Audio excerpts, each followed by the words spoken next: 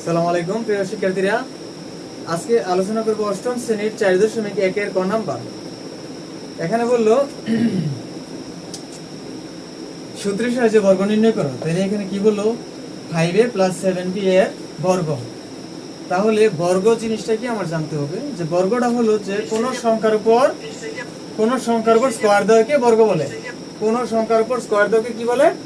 বর্গ বলে। কোন সংখ্যার উপর, যেমন এখানে 3 আছে, 3 এর বর্গ নির্ণয় করতে গেলে 3 এর উপর কি করতে হবে? স্কয়ার দিতে হবে।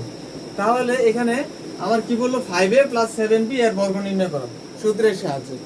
তাহলে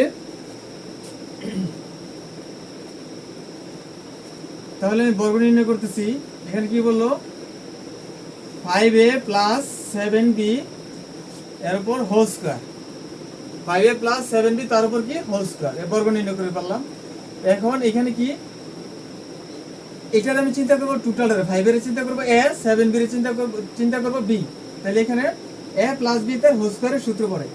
তাহলে a + b তার হোল স্কয়ার একটা সূত্র আছে বর্গের, a + b তার হোল স্কয়ার সমান a square + 2ab + b square. এই সূত্রটা আমার প্রয়োগ করতে হবে।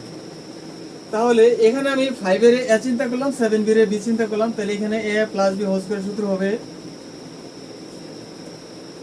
a 5 হইলো a স্কয়ার প্লাস সূত্রে 2, a হইলো 5a আর b হলো 7b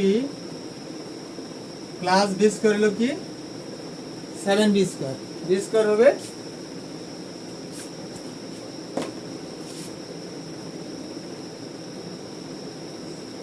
7b তারপর হোল স্কয়ার।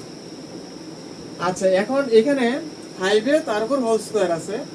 তাহলে 5 এর উপর স্কয়ার আছে, এর উপর স্কয়ার আছে। তাহলে এখানে 5 ডাবল, 5 5 25, এর উপর স্কয়ার আছে, এ গুণ দিলে কি হবে, এ গুণন এ সমান সমান এ স্কয়ার। তাহলে এ গুণ দিলে কি হবে, এখানে এ স্কয়ার প্লাস, এখানে প্লাস আছে, প্লাস দিয়ে দিলাম। এখানে সংখ্যা আছে, এখানে 2 আছে, ইনটু 5 আছে, ইনটু 7 আছে। আমি সংখ্যাগুলা গুণ দিয়ে দিই। 5 দুগুণে 10, 7 10 কত হয় 70। এখানে 5 এর সহগ আছে a, 7 এর সহগ আছে b, এটা লিখে দিতে হবে এখানে a b।